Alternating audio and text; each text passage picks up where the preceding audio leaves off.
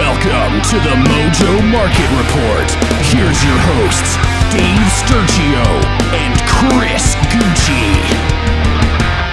What's going on, everybody? Welcome to another episode and edition and rendition of the Mojo Market Report right here on a Wednesday. It is Wednesday, May the 10th, 2023. And of course, as always, Dave Sturchio, Chris Gueci on the other side of the planet. And of course, we have ourselves another loaded show full of NBA action, full of stuff that you can relate to the Mojo Market. You can download that right now over there on the old Appski. That's also Google Play, and it's the iTunes Apple Store. So go do that. That's the way you get involved with the Mojo. You can make all sorts of liquid prop bets. You can make money line bets. You could bet on futures. You could bet on penny stocks. It's all there. It's all there for you. We'll get into all that. First, return of the judge. Another win. Big time. Let's go Yankees, right? Yeah. Got to start it off hot there. They won 2 in a row. I mean, look, it's the A's. I feel like they forgot how to play baseball or care about playing baseball at this point. But you got to win those games, right? So we're clear. Yeah, I mean, 10 runs, I'll take it. Yeah, a lot of hits. Suck, but Yankees got to win these games. So yeah, we're 100%. Good. This is what they got to do. Get back on the right track. The Mets have fallen now 2 games under 500. Scherzer got scratched yesterday, so that's another. I mean, neck spasms. I feel like that's an on and off thing that he's been dealing with since the World Series 3 years ago. The Nationals. Now, define to me what a neck. I've had back spasms. Is it the same thing, like a spasm where it's just like it's like a little tight and it's one can't of those really things move, that I think. Slept wrong. I think when they're talking athletically, what they're doing with back spasms, it's a generalized. I don't know exactly. Back spasms do suck because I've experienced what they were like. Oh, you're having back spasms. It's not like a muscle jumping when you have just your arm spazzes out. It's not that. It's painful. Neck, I could imagine it's the same thing. And I can imagine you can't pitch in the major leagues. So toy. So that's that was alarming. Me trying to imitate what it's like to have a neck spasm. Well, there it is. So there. In case you save the WebMD stuff, just watch Chris spasm out over here with his neck. But anyway, yeah. So that's a tough situation for the Mets right now because they're looking to.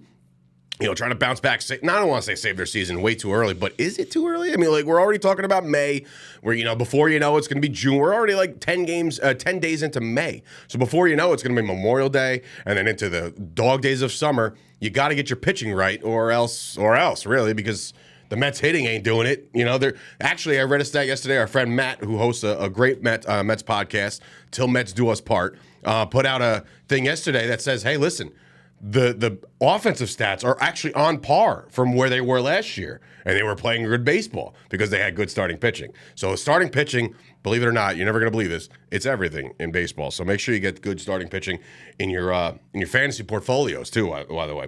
All right, so into some NBA from last night. 2 big games went down, 2 Game 5s went down.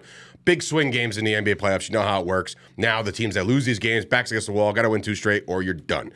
Last night, I said it, Boston's home. It'll be fine, right?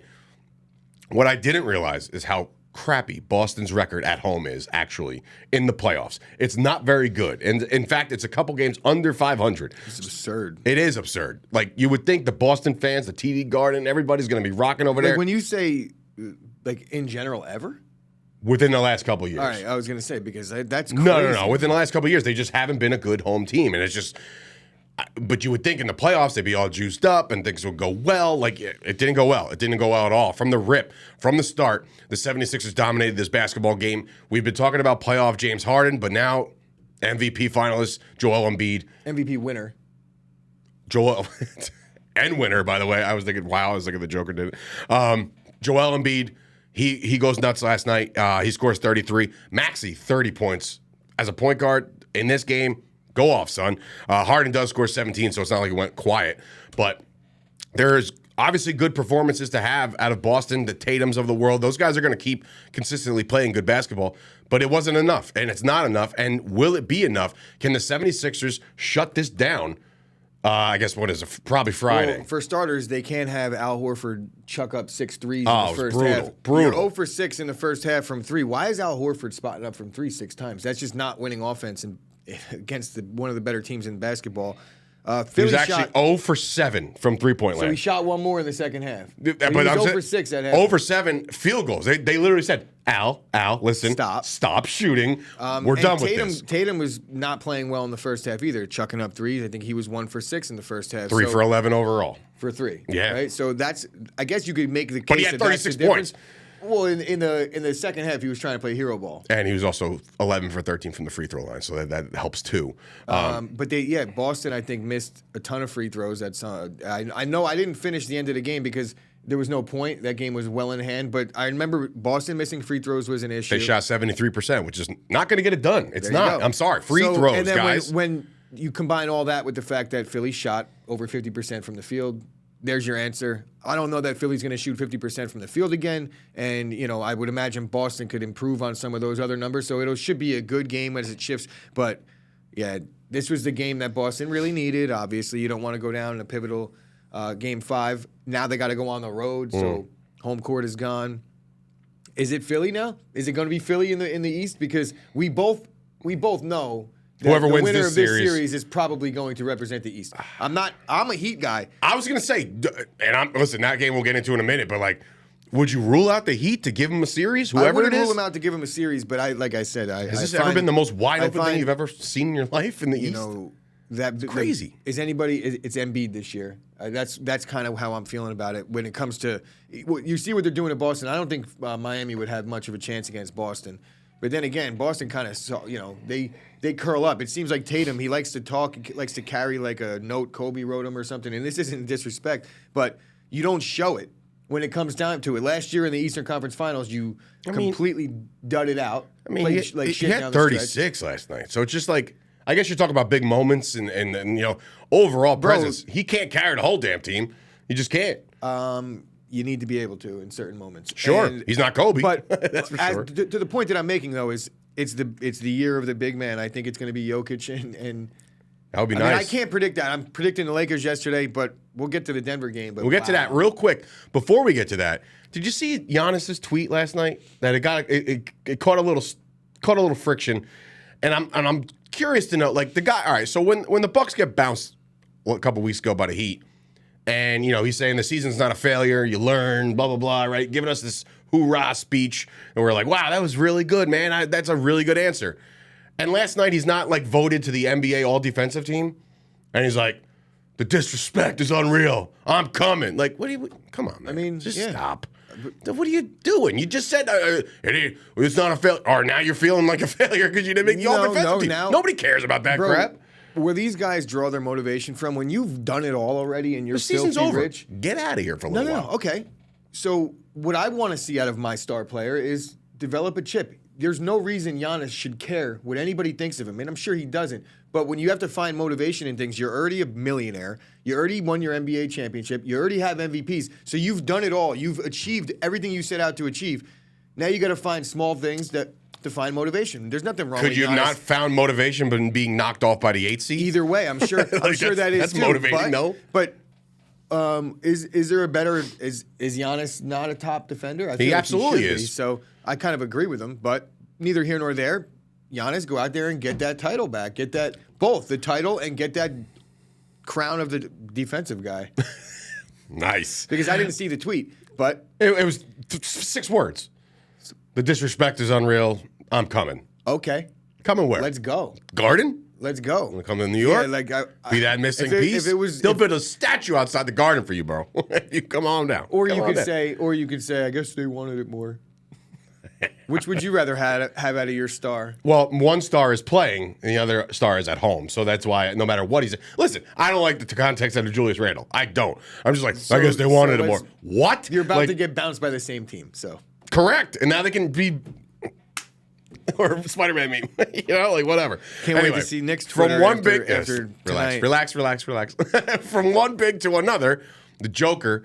absolutely has himself a day. If anybody didn't see the pregame, he tossed the ball to the Suns owner. They had a little bit of a moment, and it really goes to show you that the media does blow stuff up ridiculously. Like they kind of buried that real quick. Everybody's a pro here. It's all good.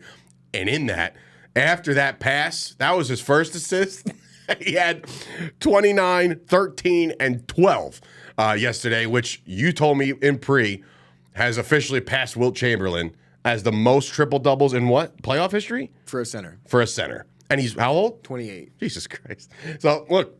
He's going to have one tomorrow. So right. there's no doubt about it. If I'm a gambling man, I'm going to gamble that he does it again. Look, we were a little bit in love with the Suns for a little while because we figured, all right, Durant's there now and he gets back healthy. They have Chris Paul and they got Booker. He's a gamer. Then you lose Paul and you're like, they might still be okay because Chris Paul's like 110 years old. So it's like, all right, we'll be fine. Last night, no match, man. No match. And we've watched Denver all year, but you watched them thoroughly last night, and they're just like, they're unbeatable if they keep playing this way. Ball movement is on another level. Jokic is so good, I don't get it. I mean, I do get it, but I don't get it. You know, what he's How able... is this possible? He just doesn't look the part, but for some reason... Neither does he's Luka. a wizard. The passes, bro, he's putting... He's just gifting people the easiest baskets on the planet. Jamal Murray is a beast. That guy, he's fast. His first step. When you see a team playing like that, there's no half court game. I mean, there is, but it's like it's so smooth that they don't even have to set anything up. The cuts, it all starts with the pick and roll at the top. It's just evenly distributed points too. I mean, outside the Joker having a great game. When I say it's unstoppable, Murray 19, Porter 19, Gordon with 10. Like it's unstoppable. It truly is unstoppable. There's really no answer for it. Brown 25 off the bench. Like this team, everybody did their thing. This team is very deep. So, obviously, we kind of set with now a 3-2 lead, big time advantage there. Can the Suns bounce back? I think Durant can have himself a Durant-type game and propel this to another Game 7. I think both series can go 7. I do. I don't know if Boston could win on the road. They can. I think Chris Paul returning, potentially. He had a pregame workout, and he looked like he was able to go, but he's not really doing much side to side. I think Chris Paul coming back may be a hindrance, potentially, because of how fast Denver plays, but...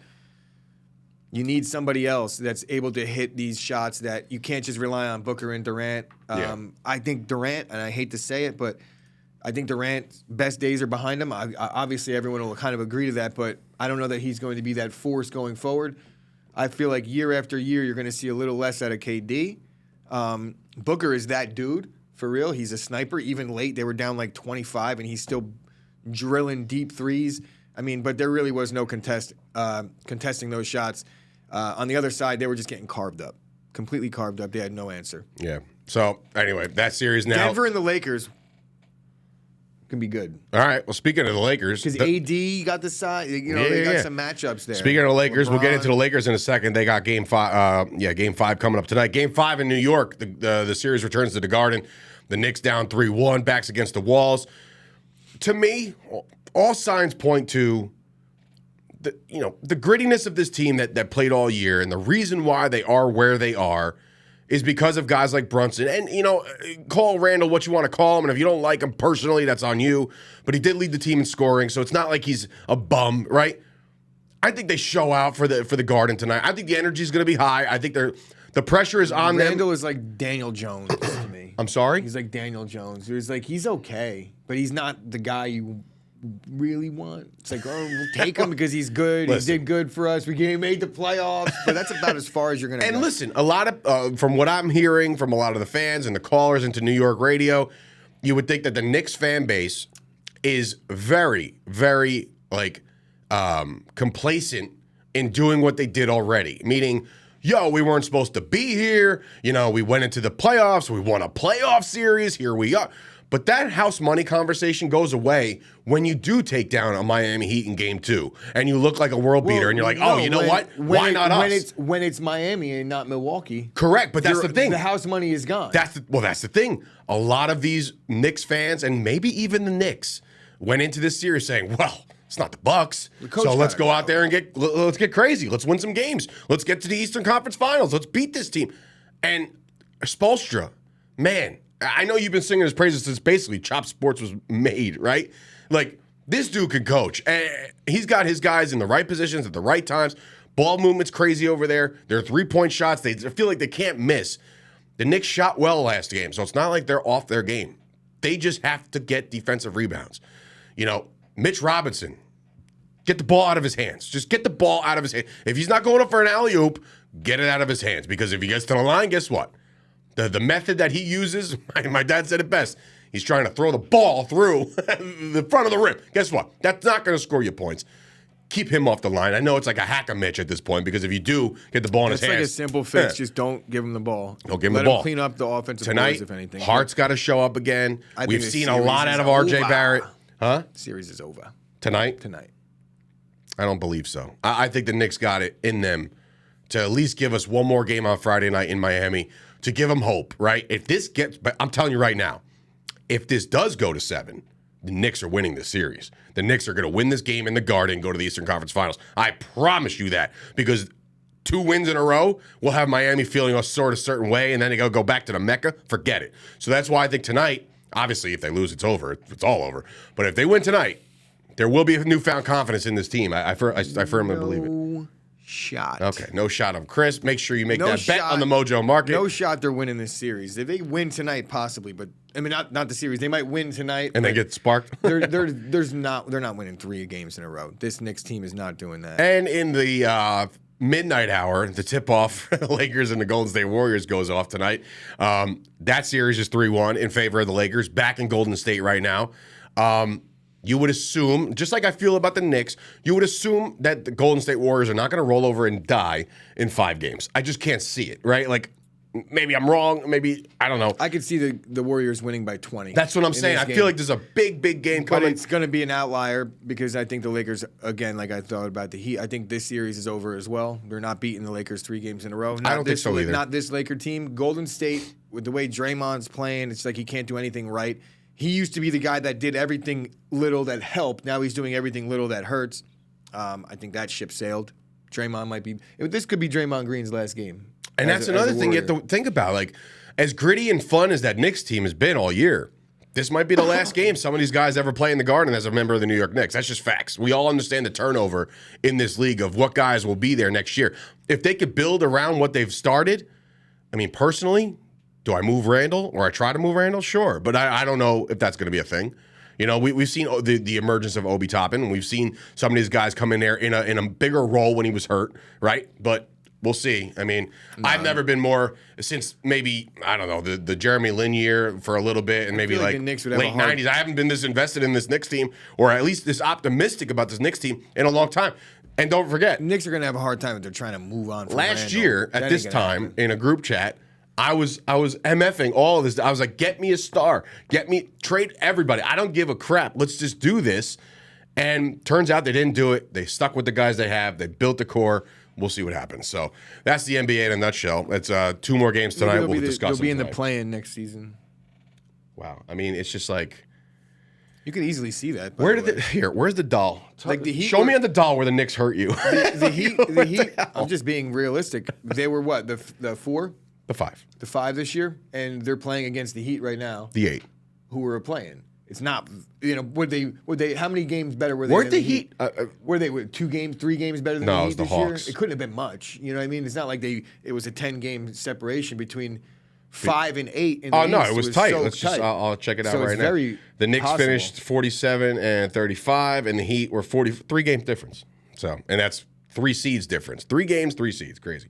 All right, so into the NFL now. As I was driving in this morning, Adam Schefter put out there that we have a whole bunch of international games going on here, and now we also have a couple games scheduled. So something to note, something about the NFL that you kind of want to, get involved with, because again, you're making your plans. Guess what? Now some of them don't have to worry about it because now you're in jolly old London. So it is as follows. Chris, do some of these games bang for you?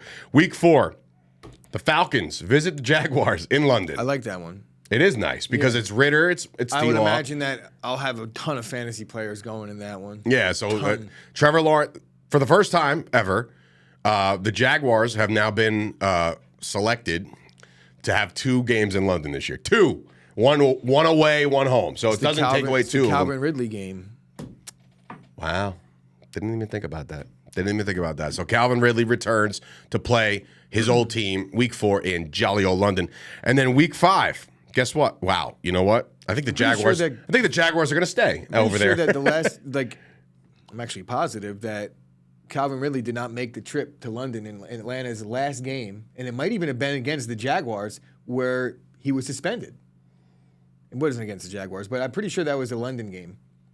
Calvin Ridley didn't make the trip to London because he was caught that week. Because he was going through. I do remember he that. Didn't make Yes. the trip. Wow. And then Well, a couple weeks later, he was suspended. You can make your first trip to London this year, there, It has Calvin. zero bearing on anything whatsoever besides that But it's a coincidence. The interesting thing is, if you're a Jaguars fan, which they exist, Scoop, Jess, all my friends there with the chiropractor down the street, our boy. I'm thinking Jaguars have to be staying over there because the Falcons and the Jaguars are week 4. Week 5, the Jaguars play the Bills in Tottenham. So clearly the Jags are not coming home. They're going to chill out there in London and experience the sights and the sounds. Week 6, Lamar Jackson and the Baltimore Ravens hosting the Tennessee Titans. So the Tennessee Titans, who I've seen rumors that they're officially going to move on from Malik within some kind of either cut or a trade scenario. I don't know if anybody's interested in Malik Davis. I don't know if Willis, him too. Who's Malik Davis? There's a Malik Davis out there somewhere along the line. I'm sure there's a million Malik Davises. Malik Willis, he might be on the outs. Is Derrick Henry going to be running the rock for Tennessee? There's a long summer ahead to see some offseason stuff. We've talked about Dalvin Cook possibly getting moved. Anyway, week number 9. This is another good one. This is actually a really good one. This was in Frankfurt, Germany. The Dolphins will host the Chiefs. It's Tua. It's Mahomes. Yeah, I'm in on that one. I'm in on that one. Tyreek Hill game. Tyreek Hill game. Wow, he's just all over. He's on former players here at Mojo today. But yeah, so that's going to be a good one. Again, week 9. It's getting into the middle of the season. Both teams you would have to assume, be looking good at that point. I don't see the Dolphins regressing any much. I think. Hey, there's a chance. Well, now that the AFC East is a little bit more loaded with Mr. Rogers over there, I feel like that might be a little bit more of a. Teams like the Dolphins, they have to prove it another season. They improved, but now everybody thinks that the improvement in the NFL is just guaranteed year after year. No, it's not, a whole because you set said the of Bills things. would regress a couple years ago, and they did. It's just that happens. And then week 10, NFL, you really did us a service here. You really went above and beyond in Frankfurt. It doesn't get any better than this. The Colts will host the Patriots. Give me a break, dude. That's a game people are skipping if it's at 9 o'clock in the morning. What are you excited about Anthony Richardson throwing the ball over to Josh Downs and Michael Pittman Jr.? Sure, great experience. The Patriots, there's no appeal to the Patriots. There's just not. And Mac Jones, is he going to be the starter at that point? Who knows? Because that's going to be deeper into the season, week 10. So he might be restarting twice by that point. I have no idea. And that is your international schedule. And, of course, they just tweeted out as well, there is a Week 17 game scheduled where on New Year's Eve at 4:25 Eastern, it will be the Bengals visiting the Chiefs. So it looks like New Year's Eve is not going to belong to college football by itself anymore. And you'll get... Was there a New Year's Eve game last year? There's always... Wait, for the NFL?